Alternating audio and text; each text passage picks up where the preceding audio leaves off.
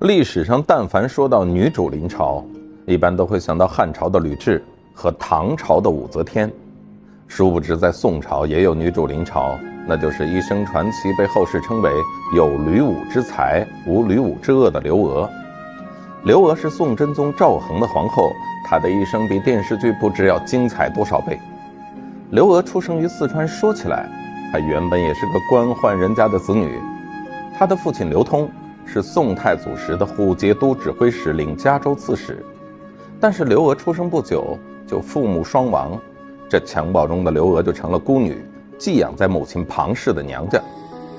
寄人篱下的刘娥稍稍长大就成了歌女，不但歌声婉转动听，还善于拨陶。陶就是一种类似拨浪鼓的乐器。到了刘娥14岁那年，她嫁给了四川当地一个叫龚美的小银匠。小两口成婚后，为了讨生活，他们来到京都汴梁，开始了京漂的生活。这初到汴梁，龚美在街边打造银器，刘娥则在街边卖唱，小两口在京城这就算落下了脚。随着龚美手艺的不断提高，她认识了一些有脸面的朋友，这其中就有襄王赵恒的心腹张琪。话说这个时候的襄王赵恒和刘娥同岁，正是龙性初成、情窦萌发的年龄。他听说四川多美女，于是就让心腹张琪去给物色几个四川妹子。张琪想起来龚美的老婆刘娥就长得容貌出众，于是就建议龚美把刘娥送给襄王赵恒。龚美虽然心有不甘，但是自己势单力弱呀，这襄王府看中的女子，如果自己不照做，怕是性命难保。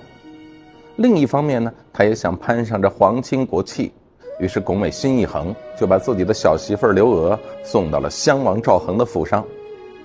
当然除了张琪，龚美对其他人都说自己和刘娥只是表兄妹。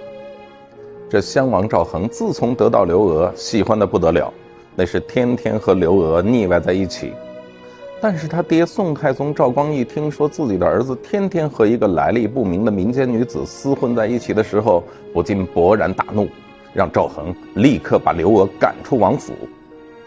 赵恒不敢违抗父皇之命，又舍不得刘娥，于是呢，他把刘娥秘密安置在心腹张琪的家中，不时私会。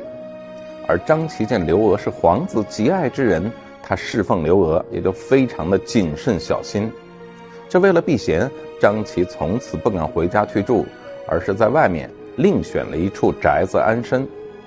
到了公元997年，宋太宗赵光义驾崩，太子赵恒承继大统，就是宋真宗。宋真宗赵恒即位后，他把刘娥接到了宫中，但此时的刘娥并没有什么名分。就这样，刘娥从没名没分一步步熬成美人，修仪得妃，可就是一直都没给真宗皇帝生下个一儿半女。到了1010年，本是刘娥侍女的李氏受真宗皇帝宠幸，为宋真宗生下了皇子赵祯。这皇子还在襁褓中的时候，刘娥就让真宗皇帝把李氏生的皇子过继给自己，而李氏也心甘情愿，毕竟自己的儿子跟着高贵的刘妃比跟着自己要强得多啊。从此刘娥便作为赵祯的嫡母，而赵祯也一直以为自己的亲生母亲就是刘娥，并不知道那个生他的亲娘李氏。赵祯过继给刘娥2年之后，刘娥终于被册封为皇后，这时候刘娥已经进宫15年了。这又过了10年，也就是1022年，宋真宗驾崩。由于他别的几个儿子都早早夭折，于是这唯一长成的儿子赵祯即位，这就是后来的宋仁宗。当然这段历史被后世改编成一个家喻户晓的故事，那就是狸猫换太子。实际上刘娥并没有迫害赵祯的生母李氏，也没有用一个剥了皮的狸猫去换下李氏所生的赵祯，相反，他对赵祯视若己出，对赵祯的生母李氏也不算太薄。在李氏死后，他还命人厚葬了李氏。回过头来说，宋真宗对这位出身卑微的歌女刘娥那绝对是真爱啊！他生前对刘娥宠爱有加，还让她做了皇后。临死之前，他又遗命尊皇后为皇太后，军国大事全取皇太后处置。可以说，能让皇帝把自己爱到这个份子上的，历史上也真是没谁了。1022年6月，刘娥罢免权相丁谓，随后正式开始临朝称制。到了1024年11月，刘娥身穿帝王龙袍，接受宋仁宗和群臣所上尊号，应元崇德，仁寿慈圣皇太后。至此，刘娥登上了权力的巅峰。可以说，刘娥这一辈子真的是比电视剧精彩不知道多少倍。她从一个卑微的歌女，一步步走上大宋帝国的权力之巅。这故事情节呀，估计就是小说家都不敢写。那更有意思的是，她的那位前夫，也就是后来一直被称为是表哥的巩美，早已改名叫做刘美，以延续刘家的香火。而这个刘美到了宋仁宗时期，官职更是做到了武圣军节度使的高位。你说这个情节要搁在电视剧里，那收视率该多高啊！不过这还真不是野史，而是历史上真实发生过的事情。所以说啊，这历史远比电视剧要精彩得多。明道2年，也就是1033年，刘娥病逝，宋仁宗亲政。仁宗皇帝是一位性格仁术、略微有点软弱的皇帝。在他的治下，宋朝开创了郁郁乎文哉的文治时代。苏轼评价宋仁宗天容玉色，人皇情种。林语堂说，仁宗朝是中国文人最好的时代。但是呢，被称为千古第一榜的嘉佑2年科举，便可以吊打太多朝代10年以上的人才储备。那一年的科举考试出了1名将、3文豪、9宰相，可谓是人才济济。早些年仁宗皇帝也曾有过君臣一心、和衷共济、共享太平的良好愿望和热情。这种态度使皇帝与士大夫共治天下的局面成为可能。但随着朝廷朋党之争和内忧外患的不断加剧，以及他弃用范仲淹推行庆历新政的失败，让这位早年意气风发的皇帝在晚年又回到因循守旧的老路。他念念不忘防范朋党之争，致使晚年军政废弛，局势积重难返。1063年3月，在位42年的宋仁宗病逝。他去世时，京师罢市相哭，数日不绝，虽弃盖于小儿，皆焚纸钱，哭于大内之前。就连曾经的死对头辽国的皇帝都痛哭不已。辽国还将宋仁宗送的御衣葬为衣冠冢，岁岁祭奠。大学有言，为人君止于仁，即为人之君的最高境界就是仁。而纵观仁宗皇帝的一生，他无愧于这个仁字。北宋重文，诗词繁盛，庭院深深深几许，人不寐，将军白发征服泪。无可奈何花落去，似曾相识燕归来。这些我们曾背得滚瓜烂熟的名句，都出自于这个风华绝伦的时代。小时候的我们曾为课本里的背诵全文困扰不已，长大之后，我们才发现那些诗词中的北宋风貌文化古韵是如此令人神往。剑菊愁烟兰泣露，罗幕轻寒，燕子双飞去。明月不安离恨苦，斜光到晓穿朱户。昨夜西风凋碧树，独上高楼，望尽天涯路。欲寄彩笺兼尺素，山长水阔知何处。仁宗皇帝病逝后，由于他没有子嗣，所以他的养子赵曙承继大统，就是宋英宗。而宋英宗即位不久，又重病缠身，登基近4年就去世了。于是在1067年，宋英宗的长子赵顼即位，这就是宋神宗。宋神宗赵顼是英宗几个儿子里最出色的一个，他勤奋好学，天性纯孝。除了学习正统儒家经典，他对法家学说也表现出浓厚的兴趣。那这种知识的积累和思想兴趣，对他后来的掌权执政产生了深远的影响。想当初在仁宗皇帝执政的后期，士大夫要求改革弊政的呼声就已经持续不断。宋神宗登基之后，他很想改革弊政，以实现自己富国强兵的政治理想。然而当时满朝的元老大臣暮气沉沉，思想僵化，因循守旧，想依靠他们进行改革大业，几乎完全没有可能。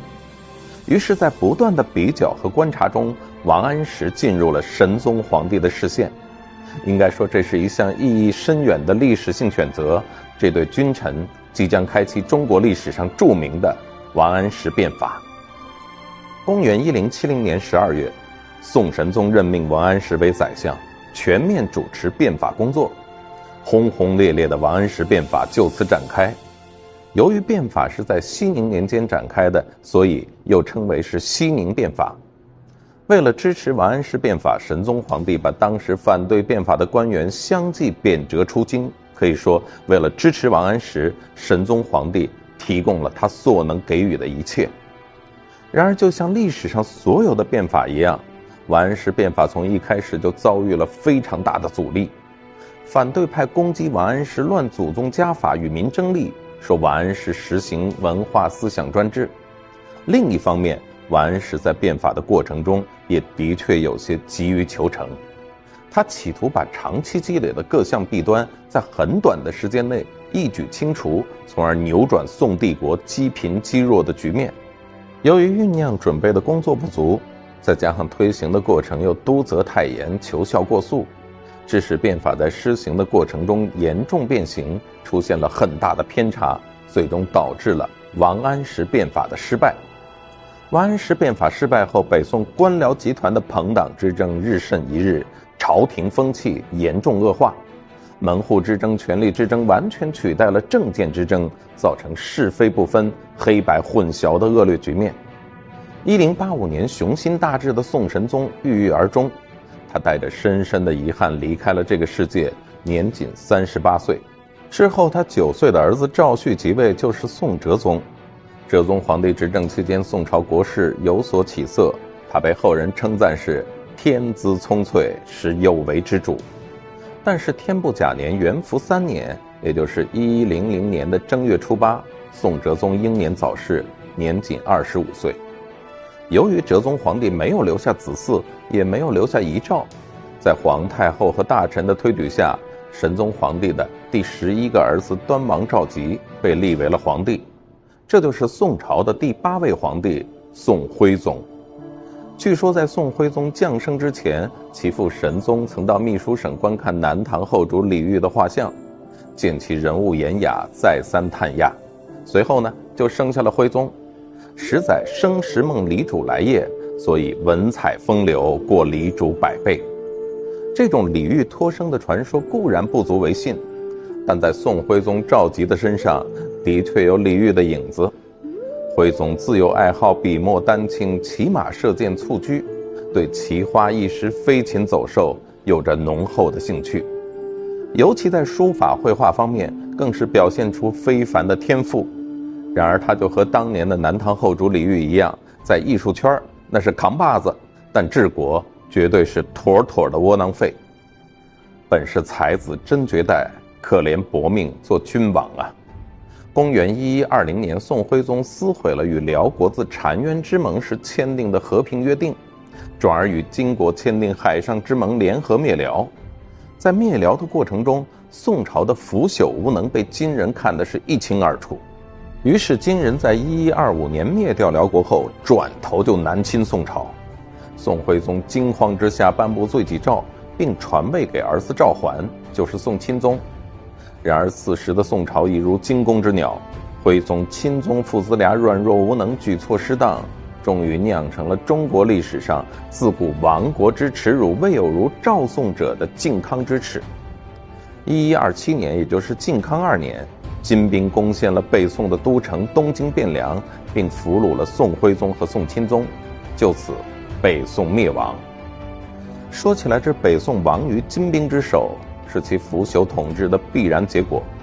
然而当时的赵宋皇族仍有着无可替代的凝聚力和号召力，社会也没有发展到人心厌宋的程度，民心士气尚存，这就为南宋的复国奠定了重要的基础。